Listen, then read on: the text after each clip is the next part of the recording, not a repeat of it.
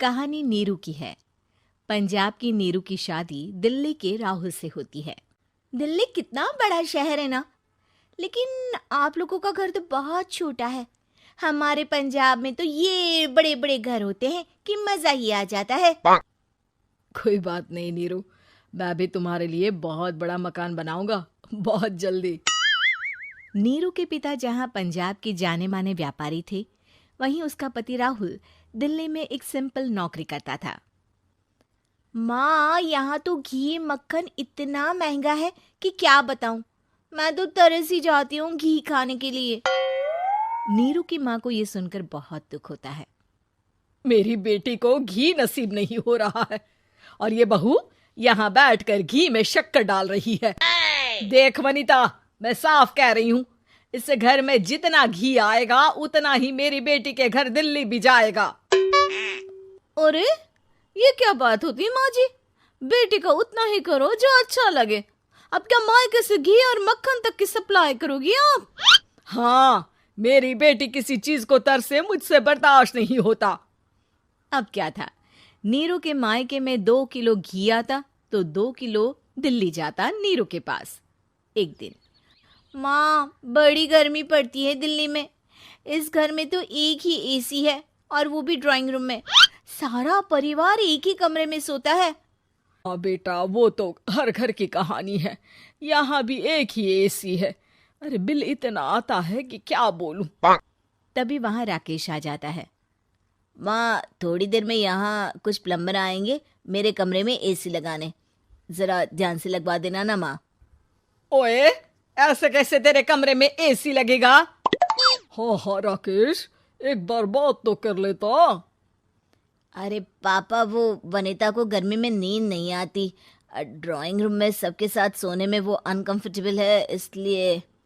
अरे पूरे परिवार के साथ वहां तेरी बहन नीरू भी तो सोती है। वो नहीं हो रही क्या अनकंफर्टेबल? समझ रहा है ना? अगर एसी लगेगा तो एक दिल्ली में तेरी बहन के कमरे में भी लगेगा, तभी तू लगा सकेगा। राकेश वनिता को सारी बात बताता है। वनिता करती भी क्या, मन मार कर बैठ जाती है। माँ, ये लोग ठीक नहीं है, क्या करूं मैं? अरे बेटी, यहाँ आ जा, तू यहाँ आकर रह ले। अरे छोड़ दे ऐसे पति को। कैसे छोड़ दूं माँ? समाज क्या कहेगा, लोग क्या कहेंगे? वैसे भी मेरा एक बेटा है मयंक। अरे हटा बेटा, तेरी उम्र ही क्या है? इतनी परेशान रहेगी तो काम कैसे चलेगा? खैर, बात आई गई हो जाती है। माँ को लगता है कि नीरू ठीक है, तो वहीं नीरू के मन में एक ही लाइन चल रही होती है, यहाँ आजा। माँ ने तो बोल ही दिया है कि यहाँ आजा। बस मयंक थोड़ा सा बड़ा हो जाए, इन गरीबों को छोड़कर मैं वापस माँ के पास ही चली जाऊंगी। वो इसी सोच में बाजार में चल रही थी कि मैम, आपका दुपट्टा जमीन को छू रहा है। नीरू जैसे ही उस लड़के की तरफ देखती है, देखती ही रह जाती है। हाय रे, कितना सुंदर लड़का है ये। अब क्या हुआ? मैंने कहा आपका दुपट्टा। तो खुद ही उठाकर दे दो ना। लड़का समझ जाता है कि नीरू उस पर फिदा हो चुकी है। वो उससे उसका नंबर लेकर चला जाता है। अब क्या था, नीरू और रोहित में लगातार बातें होने लगती है। मैं हरियाणा का रहने वाला हूँ, यहाँ एक बड़ी कंपनी का मैनेजर हूँ। अच्छा, और कितने बच्चे हैं तुम्हारे?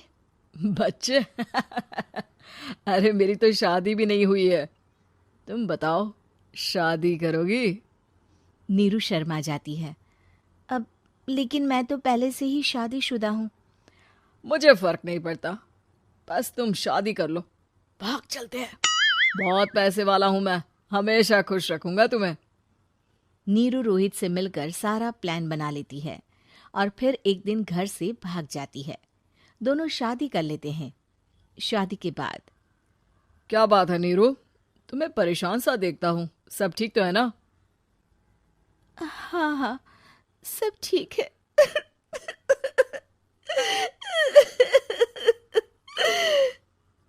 ये कहते कहते ही वो रोने लगती है। अरे क्या हो गया, रो क्यों रही हो? मैंने तुमसे एक बात छुपाई है। और वही बात अब मुझे परेशान कर रही है। रोहित, मेरा एक बेटा भी है, उसका नाम मयंक है। क्या बात कर रही हो? ये तुमने मुझे पहले क्यों नहीं बताया? देखो नीरू, मेरी माँ को मैंने ये नहीं बताया है कि तुम शादीशुदा हो। बच्चा मैं मैनेज नहीं कर पाऊंगा। नीरू को समझ में नहीं आता कि वो क्या करे। तुम उस बच्चे को अपनी माँ को क्यों नहीं दे देती? नीरू चुपके से माँ को फोन करती है। माँ, क्या मयंक को तुम रख सकती हो? बेटा, मैं राकेश के साथ बात करती हूँ। आखिर घर का बेटा वही है, जो वो बोलेगा। वैसे भी बेटा, तूने जो किया है ना, उसके बाद से पूरा घर तेरी बुराई कर रहा है। मैं भी अब किसी से तेरे लिए लड़ नहीं सकती। राकेश बेटा, नीरू ने तो जो किया बहुत ही बुरा किया, लेकिन मैं सोच रही थी कि क्यों ना मयंक को हम यहाँ ले आए। तभी वनीता बोल पड़ती है। वाह जी, ऐसे कैसे यहाँ ले आए? यहाँ क्या भंडारा भरा है? और जिस बच्चे की माँ ने नहीं सोचा, उसके लिए हम क्यों सोचे? नीरू को एक बार तो अपने बच्चे के बारे में सोचना चाहिए था ना। अरे लेकिन तेरे पास भी तो लड़का नहीं है ना वनीता। माँ, वनीता ठीक बोल रही है। कल को वो बड़ा होकर इसी घर का हिस्सा मांगेगा तो हम क्या करेंगे? माँ कहती भी तो क्या, वो चुप रह जाती है। वहीं नीरू का पहला पति कहता है। माँ, अगर आज भी वो वापस आ जाए तो मैं उसे माफ कर दूंगा। बेटा, गरीबी चीज ही ऐसी है, क्या करेगा? तू तो अब मयंक का सोच। वो बेचारा तो बिना माँ का हो गया। मयंक के खातिर तू दूसरी शादी कर ले बेटा।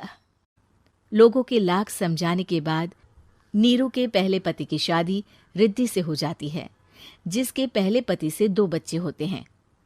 देखो जी, मैंने शादी सिर्फ बच्चे के खातिर की है। मैंने भी शादी सिर्फ बच्चों के खातिर की है। वहीं नीरू के दूसरे पति के मन में ये बात घर कर जाती है कि नीरू एक मासूम बच्चे को उसके खातिर छोड़ कर आई है।